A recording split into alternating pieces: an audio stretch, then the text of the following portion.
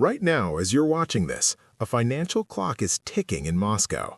90 days. That's all the time Russia has before its war chest runs empty, before the money that's kept its economy afloat, its military functioning, and Putin's power intact simply vanishes. But here's what they're not telling you on the news. This isn't just Russia's problem. When a nuclear superpower with the world's largest landmass runs out of financial runway, the shockwave doesn't stop at its borders. It ripples across currencies, commodities, and conflicts in ways most people won't see coming until it's already in their bank account. 3 months, that's the window. And in those 90 days, fortunes will be made, fortunes will be lost, and the global financial order as we know it could fundamentally shift. You see, Russia's reserves aren't just numbers in a vault. They're the oxygen keeping an entire geopolitical machine alive. Cut off that oxygen, and everything from oil prices to grain supplies to the value of your savings could be hit in ways that sound impossible, until they happen. So what happens on day 91? What does a broke Russia look like? And more importantly, what does it mean for your money, your investments, and your financial future? Because while politicians debate and economists theorize, there are people right now, quiet players in alternative assets, precious metals, and decentralized currencies, who are preparing for a world where traditional safety nets disappear overnight. This is the story they don't want going viral, the countdown that's already started. And by the end of this video, you'll understand exactly why the next 90 days might be the most critical financial period of this decade, and what you need to do before the clock hits zero. Let's go back to February 24, 2022. The day Russia invaded Ukraine, the Kremlin had approximately $640 billion in foreign reserves. That's billion with a B. A financial fortress that Putin spent 2 decades building specifically for a moment like this. He knew sanctions were coming. He prepared for them. But here's what he didn't prepare for. The West's response wasn't just sanctions. It was financial amputation. Within 48 hours, over $300 billion of those reserves were frozen, locked away, inaccessible. Money that existed on paper but might as well have been on Mars. Overnight, Russia's war chest was cut in half. Now, you might be thinking, okay, but they still have $300 billion left. That's a lot of money. And you'd be right, that is a lot of money. If you're not funding the most expensive military operation Europe has seen since World War II, while simultaneously trying to keep an entire economy from imploding. Let me put this in perspective. Russia is currently burning through approximately $4 to $5 billion per month just on military operations. Tanks, ammunition, soldier salaries, weapons systems. The bill is astronomical and it never stops. But that's just the war. Add in the cost of propping up a sanctions-crippled economy, subsidizing industries cut off from Western technology, replacing imported goods, supporting collapsing sectors, maintaining social programs to prevent civil unrest. The real monthly burn rate? Closer to $8 to $10 billion. Do the math. $300 billion divided by $10 billion per month equals 30 months, 2.5 years. And it's been almost 3 years since the invasion started. But here's where it gets terrifying. Russia can't actually spend all $300 billion of what's left. Some of it is tied up in gold that's hard to sell without taking massive losses. Some is in Chinese yuan that Beijing controls access to. Some is in assets that simply can't be liquidated fast enough. The usable liquid reserves, the money Russia can actually spend right now, today, without jumping through geopolitical hoops, intelligence estimates put it between $70 and $90 billion. 3 months of runway, maybe less. And that timeline, it's not theoretical anymore. It's mathematical. It's inevitable. Unless something changes, fast. So what does Russia do when the money runs out? This is where things get dangerous, because a country doesn't just stop, especially not one with nuclear weapons and a leader who's tied his entire legacy to victory. History shows us that when nations face financial collapse, they don't go quietly. They get creative, they get desperate, and desperation makes people do unthinkable things. Option 1, print more money. Sound familiar? It should. It's the oldest trick in the book. When you can't pay your bills, just create more currency. But here's the problem. Russia is already doing this, and inflation is already eating the ruble alive. Right now, official Russian inflation is hovering around 7 to 8%, but ask anyone actually living in Moscow or St. Petersburg, and they'll tell you the real number feels more like 15 to 20%.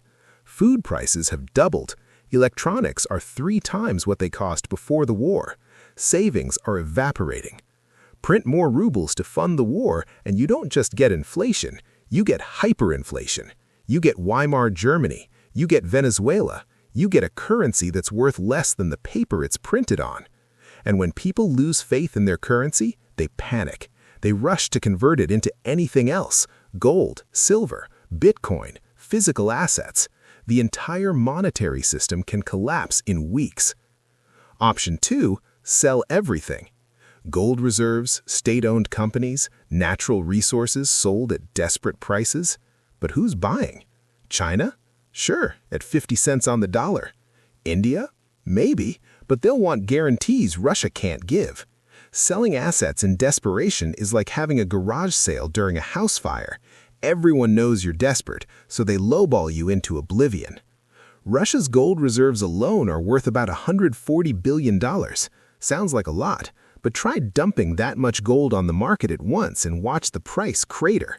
Plus, most of it is stored in Moscow, and good luck finding buyers who pay fair value for sanctioned gold. Option 3, cut a deal. This is the one that keeps Western intelligence agencies up at night. What if Putin, facing financial ruin, makes a move no one expects? A sudden peace deal with Ukraine that looks like surrender but comes with hidden economic concessions. A deeper alliance with China that turns Russia into a Beijing resource colony. Or worse, a desperate military escalation designed to force the West into negotiations before the money runs out. When you're 90 days from bankruptcy, rationality takes a back seat to survival. But here's what almost nobody is talking about. Russia's collapse doesn't just hurt Russia. Russia is the world's largest exporter of natural gas, the second largest oil exporter, a top 3 wheat producer, a critical supplier of aluminum, palladium, nickel, fertilizers. If Russia's economy implodes, those supply chains don't just pause, they fracture. Energy prices spike, food costs surge, manufacturing grinds to a halt in industries dependent on Russian materials. And here's the kicker. In a world of broken supply chains and currency chaos, what becomes valuable? Not stocks, not bonds, not government promises. Tangible assets, gold, silver, commodities, decentralized currencies that no government can freeze. The smart money isn't waiting to see what happens on day 91. They're moving now. There's a phrase that's been circulating in quiet financial circles for the past 6 months: the Russia countdown. It's not in the headlines, it's not trending on social media, but in the boardrooms of commodity traders, precious metals dealers, and alternative asset funds, it's the only conversation that matters. Because here's what they understand that most people don't. Russia's financial collapse isn't an isolated event, it's a detonator. Let me show you the domino effect. Domino 1. Energy markets go haywire. Russia supplies about 40% of Europe's natural gas and 25% of its oil. When the reserves run dry and Russia can't maintain its energy infrastructure, when pipelines shut down, refineries can't get parts, and extraction operations grind to a halt, Europe doesn't just lose a supplier, it loses the supplier. Oil prices that are hovering around $80, $90 per barrel right now, they could hit $150, maybe $200, and it won't be temporary. This isn't a Hurricane Katrina situation where things bounce back in a few months. This is structural collapse. Your gas prices? Double, maybe triple. Heating costs through the roof, and that's just the beginning. Domino 2, the global food crisis explodes. Russia and Ukraine together account for nearly 30% of global wheat exports. Russia is also the world's largest exporter of fertilizer. When Russia's economy implodes, those exports don't smoothly transition to other countries. They stop, suddenly, completely. We already saw a preview of this in 2022 when wheat prices shot up 50% in the first months of the war. But that was with Russia still exporting, still functioning. Imagine what happens when they can't. Food prices in developing nations skyrocket. Famine becomes real, civil unrest spreads. And in the West, your grocery bill becomes a luxury expense. Domino 3. Currency chaos. Here's the thing about the global financial system. It's built on confidence. Confidence that currencies hold value. Confidence that governments can pay their debts. Confidence that the rules won't change overnight. But when a major player like Russia collapses, that confidence cracks. If they can freeze $300 billion of Russian assets, what stops them from freezing Chinese assets, Indian assets, anyone's assets who steps out of line? Suddenly, central banks around the world start asking themselves, is the dollar really safe? Are Western banks really secure? Should we be diversifying into assets that can't be frozen? And that's when things get really interesting. Gold, Bitcoin, physical commodities, anything outside the traditional banking system becomes a safe haven. We're already seeing it. Central banks are buying gold at the fastest pace in 55 years. Bitcoin adoption is accelerating in countries that don't trust Western financial infrastructure. Smart money is quietly moving into hard assets. But here's the part that should terrify you. This isn't theory anymore. This is already happening. In the past 18 months, Russia has sold off nearly 40% of its remaining liquid reserves.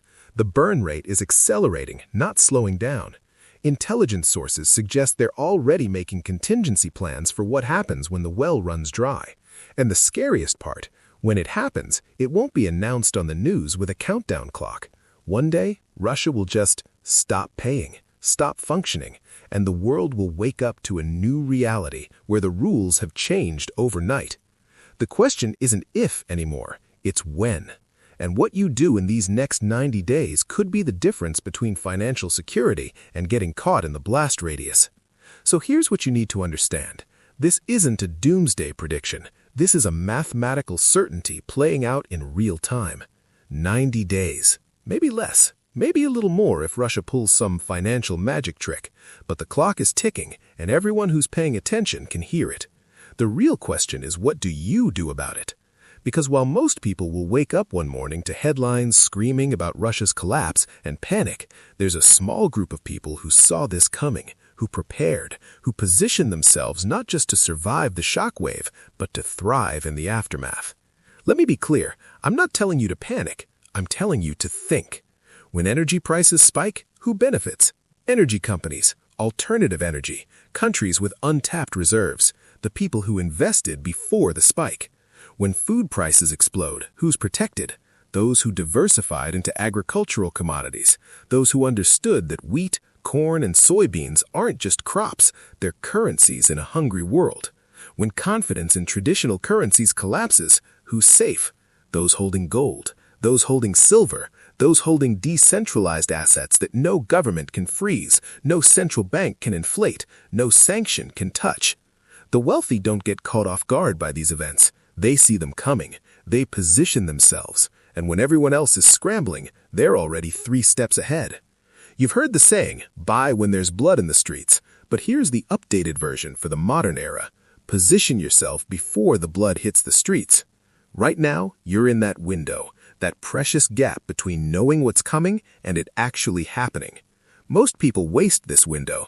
They wait for confirmation, they wait for permission, they wait until it's too late and everyone else has already moved. Don't be most people. Look at alternative assets. Understand what happens to precious metals when traditional currencies lose trust. Research why central banks are stockpiling gold like it's going out of style.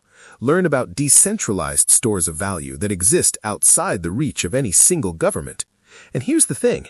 Even if I'm wrong, even if Russia magically finds a way to extend their reserves, even if some miracle peace deal happens tomorrow, the moves that protect you from this crisis are the same moves that protect you from the next crisis. Because Russia's countdown isn't happening in a vacuum. We're living in an era of supply chain fragility, currency instability, geopolitical tension, and financial systems held together with duct tape and hope. Russia might be the first domino, but it won't be the last. The 2020s are going to be defined by the people who saw these shifts coming and the people who didn't. The people who understood that the old rules are breaking down and the people who kept playing by them until it was too late. So ask yourself, when the reserves hit zero and the world wakes up to a new reality, where will you be? Will you be the person frantically Googling how to protect my savings while prices are already skyrocketing? Or will you be the person who's already positioned, already protected, already ahead of the curve? The clock is ticking. 90 days. What you do with that knowledge is up to you.